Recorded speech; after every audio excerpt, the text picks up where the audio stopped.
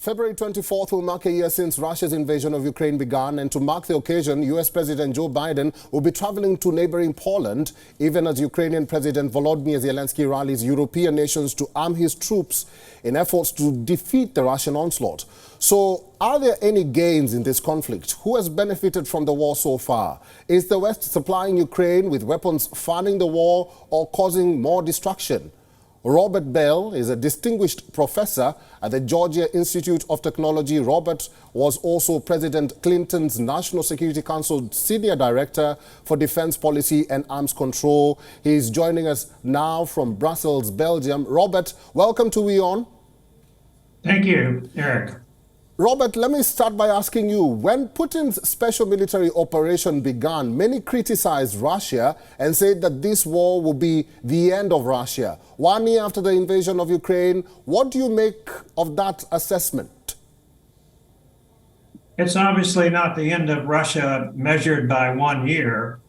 Whether in the long term, the strategic calculation will be that this was a fundamental and almost existential mistake that has destroyed Russia's place in the world, that remains to be seen, but it's possible that that will be the verdict that history renders. Robert, do you think that the public sentiment towards Russia has shifted? Well, it's definitely shifted in my country, the United States. Just a little example. I come from a city in Florida which has a symphony orchestra, and we begin each symphony performance by singing the Ukrainian national anthem. What's the impact of that, of this shift in public sentiment?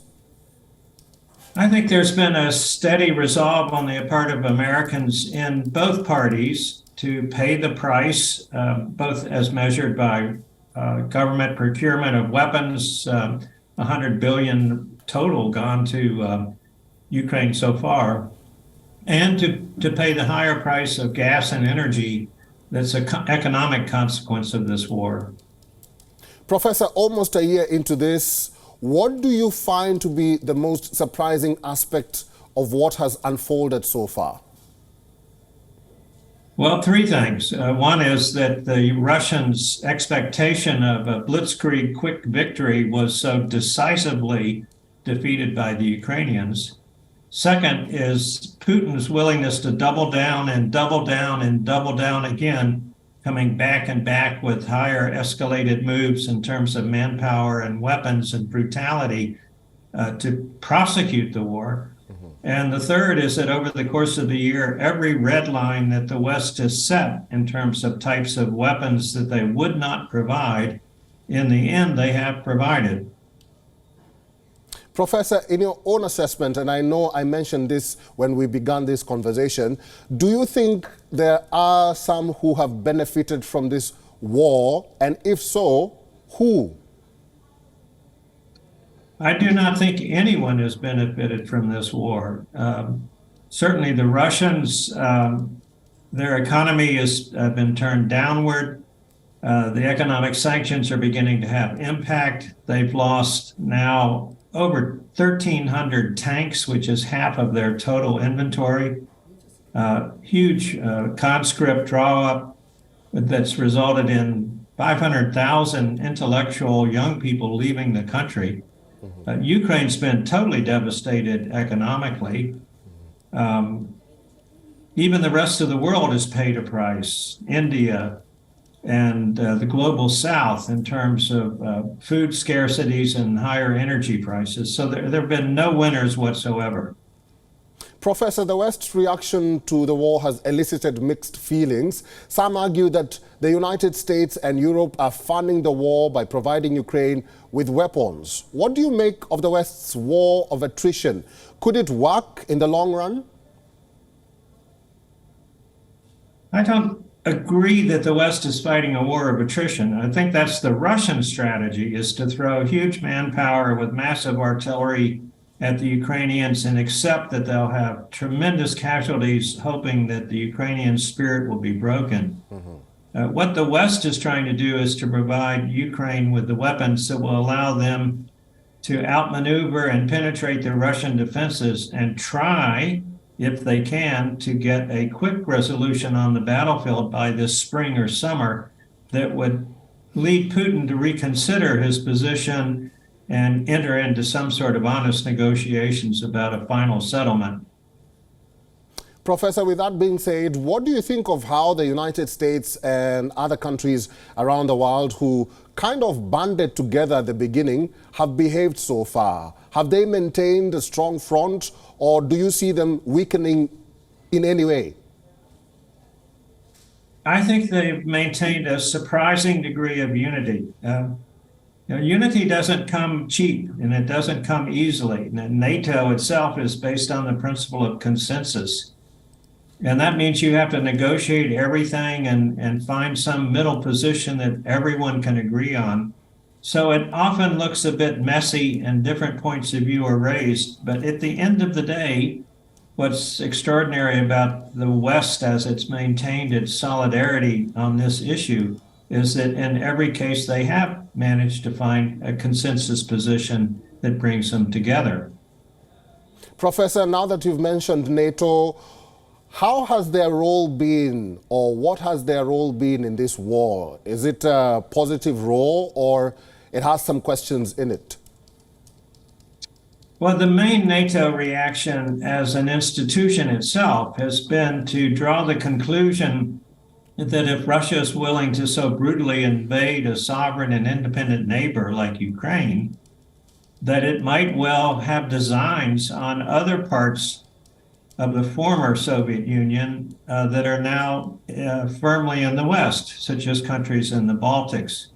So in its strategic conclusions reached at their summit last summer, NATO said that it cannot rule out the possibility that Russia will invade the West somewhere. And to that end, NATO has agreed to significantly strengthen its forward defenses along its eastern frontier with Russia, from battalion-sized groups to brigade-sized groups. Now, that's not like the Cold War when there were divisions lined up, but it's a major change. The second thing is NATO at a political level has been debating the question of Ukraine and its future relationship to NATO. There's no consensus, certainly no consensus now to extend immediate admission to NATO by Ukraine, so that's not changed. And then the last area is helping with the coordination of weapons delivery.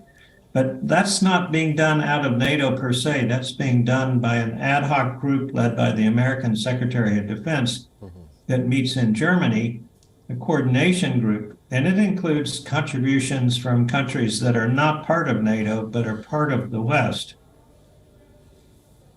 Professor, let's talk about this unity. How do you think this has affected Putin's standing? Has it affected his standing drastically, or with a pinch of salt? I think it's affected it fundamentally, or in your word, Eric, drastically. Putin, for all intents and purposes, has become a pariah in terms of future diplomatic relationships at the head of state level.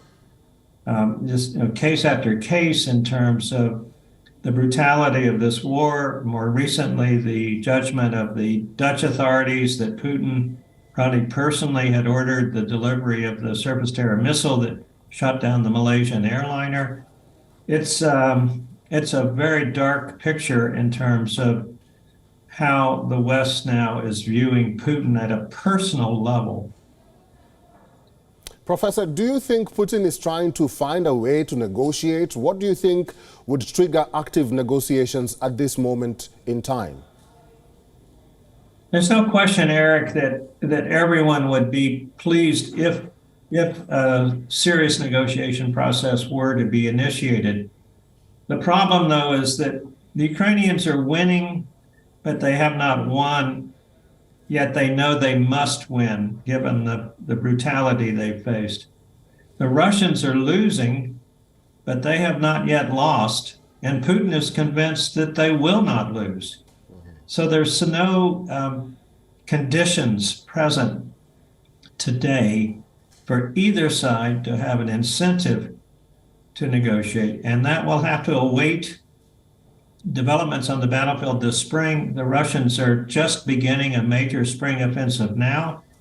The Ukrainians are planning a counteroffensive once they stop the Russian offensive. If one of those two offensives should be decisive on the battlefield, hopefully the Ukrainian offensive, then maybe this summer there could be negotiations. But I don't think anyone is optimistic about that. Finally, Professor, and this has been said and reverberated all across, and the United Nations says all wars come to an end. How does this one end if both Putin and Zelensky do not have any reason to end?